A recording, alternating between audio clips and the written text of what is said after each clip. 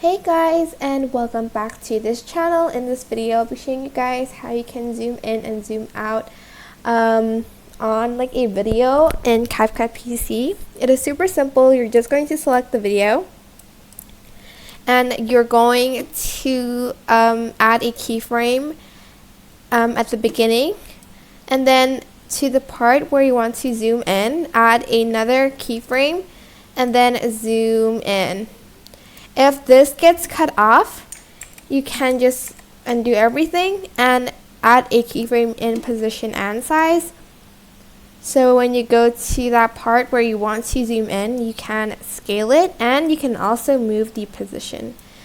To then zoom out again, you're just going to go to another part of the video, add a keyframe and zoom out, and press the scale twice to bring it to its original size, and also the position twice to bring it in its original position. And that is basically how you can zoom in and zoom out of a video in CapCut PC. I hope this tutorial was helpful for you guys. Don't forget to like, comment, share, and also subscribe to this channel if you haven't done that already. If you have any questions, just leave it in the comment section and down below, and I will try my best to answer them all for you guys.